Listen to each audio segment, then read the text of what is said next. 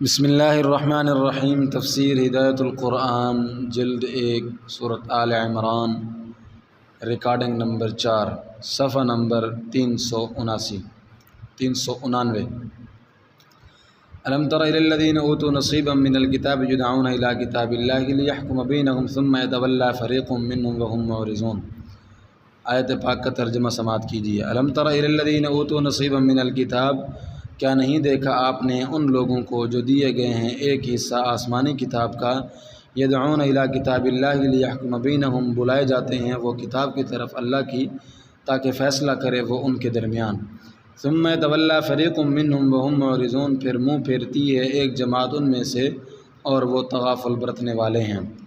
اہل کتاب کی کٹ حجتی کہ ہم تو اپنی کتاب ہی پر عمل کرتے ہیں۔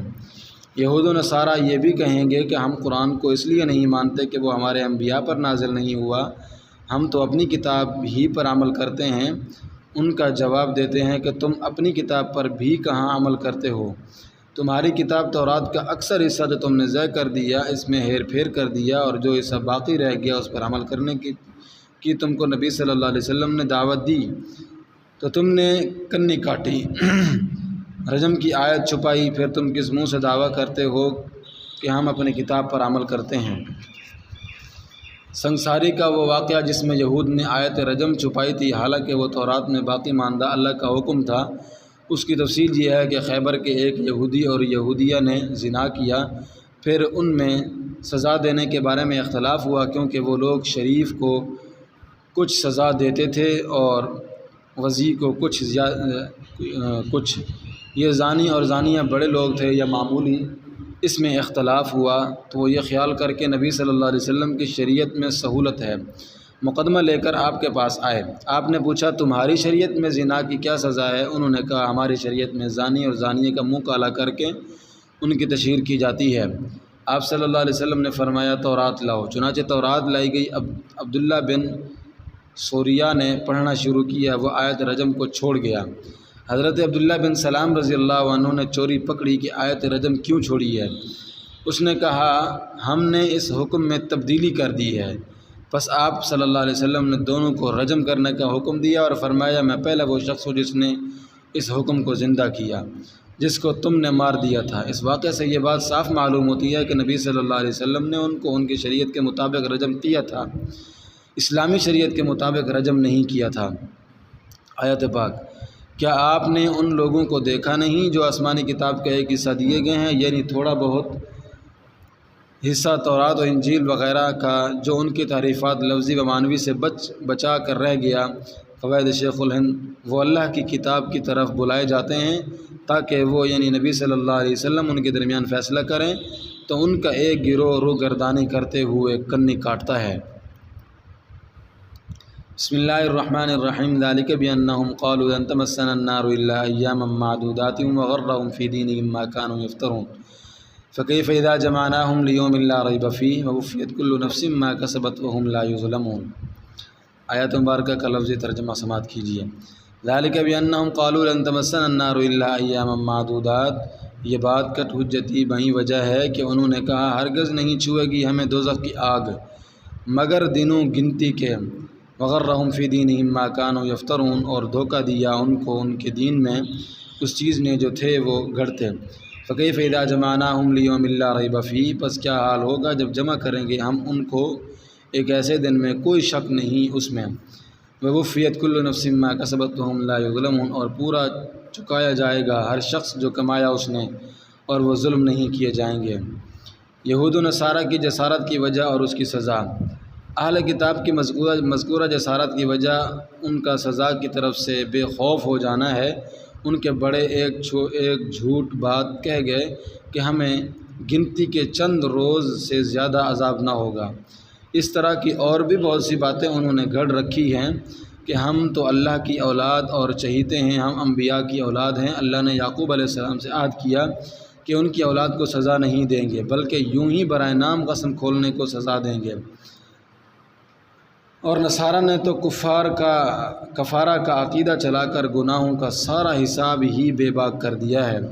یہ لوگ گمراہیوں کی ٹامک ٹوئیاں مار رہے ہیں، محشر میں وہ اپنے بزرگوں کے سامنے رسوا ہوں گے اور ان کو ان کے ہر عمل کا پورا پورا بدلہ ملے گا، نہ کفارہ کا مسئلہ کام آئے گا اور نہ نسبی تعلقات، نہ من گھڑت عقیدے، اور سزا بقدر استحقاق ملے گی، ذرہ بھی ان پر ظلم نہ ہوگا۔ آیت کریمہ یہ بات جسارت اس لیے ہے کہ وہ کہتے ہیں ہمیں دوزخ کی آگ ہرگز نہیں چھوئے گی مگر گنتی کے چند دن، اور ان کی من گھڑت باتوں نے ان کو اپنے دین کے معاملے میں دھوکہ میں ڈال رکھا ہے۔ پس ان کا کیا حال ہوگا جب ہم ان کو جمع کریں گے ایک ایسے دن میں جو بے شک آنے والا ہے۔ اس دن ہر شخص کو اس کے عمل کا پورا پورا بدلہ چکایا جائے گا اور ان پر ظلم نہیں کیا جائے گا۔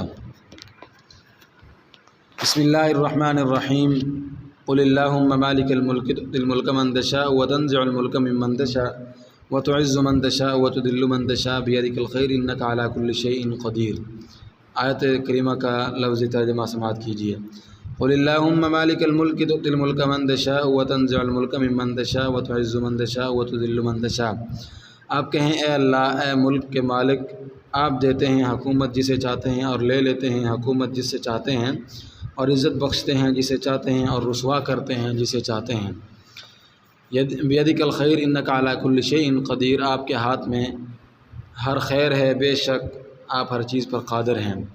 نفع و ضرر کے مالک اللہ تعالی ہیں، حکومت سے کیا ڈرتے ہو؟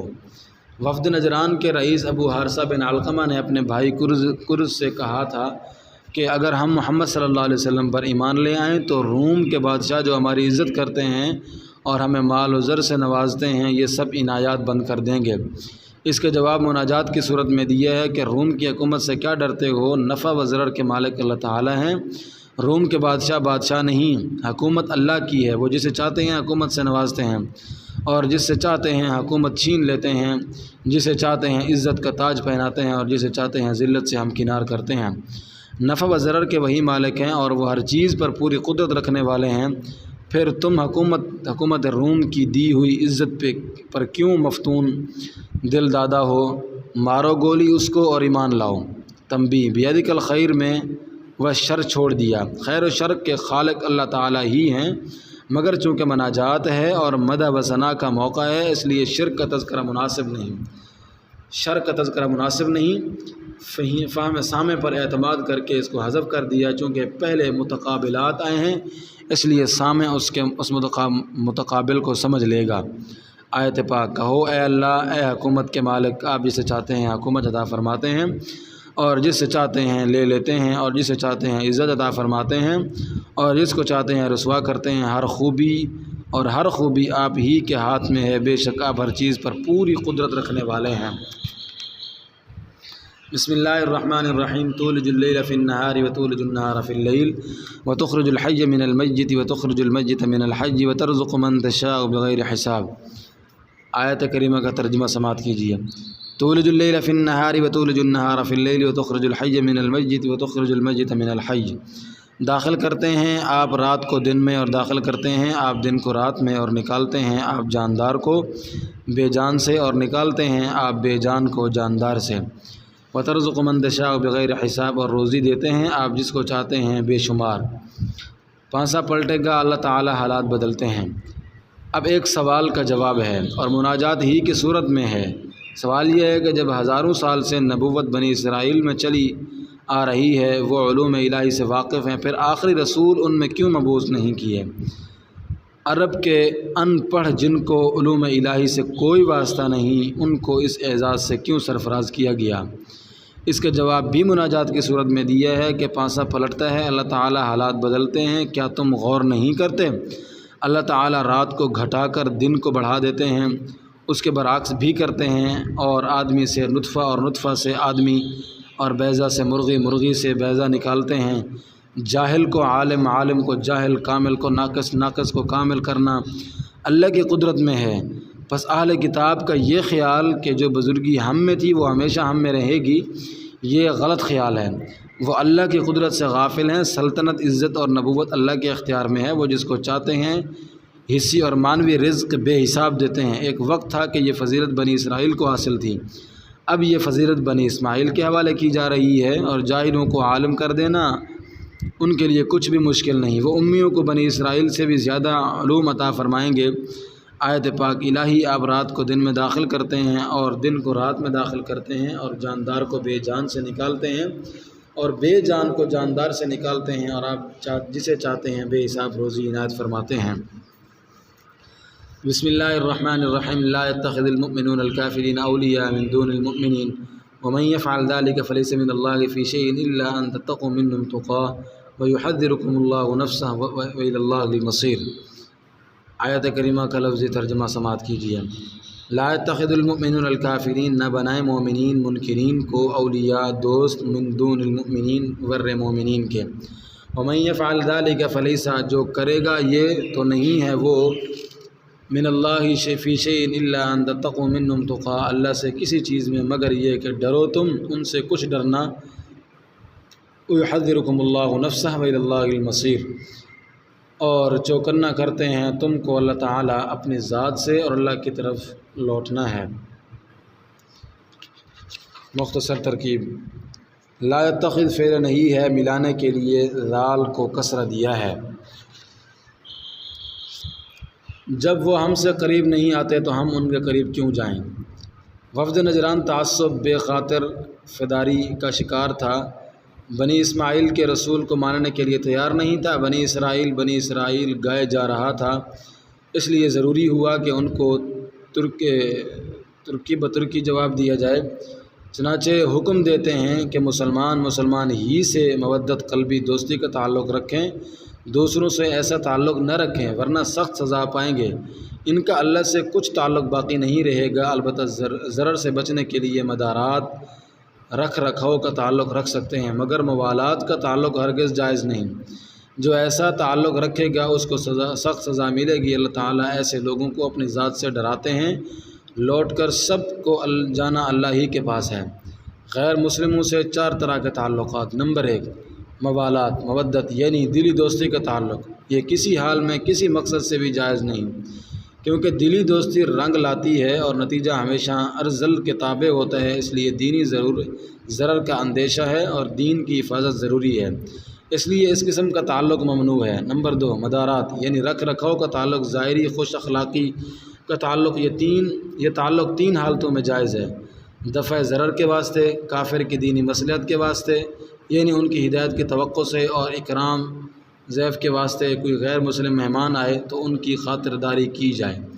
اپنی مصلحت اور منفعت جان و مال کے لیے یہ تعلق جائز نہیں۔ نمبر 3، مواسات غمخواری کا تعلق یعنی حسن سلوک کرنا، یہ تعلق برسر پیکار کے ساتھ جائز نہیں، دوسروں کے ساتھ نہ صرف جائز ہے بلکہ معمور بھی ہے۔ ہر مخلوق کے ساتھ حسن سلوک میں ثواب ہے۔ نمبر 4، معاملات کرنا، غیر مسلموں کے ساتھ جائز معاملات جائز ہیں اور ناجائز معاملات ناجائز ہیں، جیسے ان سے سودی معاملات کرنا جائز نہیں۔ آیت پاک، ایمان والے ایمان والوں کو چھوڑ کر کافروں غیر مسلموں کو دوست نہ بنائیں، اور جو ایسا کرے گا تو اللہ سے اس کا کچھ تعلق باقی نہیں رہے گا، البتہ اگر ان کے ضرر سے بچاؤ مقصود ہو تو اور بات ہے، اور اللہ تعالیٰ تم کو اپنی ذات سے ڈراتے ہیں اور لوٹنا اللہ ہی کی طرف ہے۔ تتقو اتقاء سے مضارع جمع مذکر حاضر ہے، نون اعرابی ان کی جگہ معذوف ہے، ہو گیا بچنا، ڈرنا، پرہیز کرنا۔ تقہ وقا یقیہ کا مصدر ہے، اصل میں وقاتن تھا، واو کو تا سے بدلا ہے، اس کے معنی بھی ہیں بچنا، ڈرنا، پرہیز کرنا۔ واللہ اعلم بالصواب۔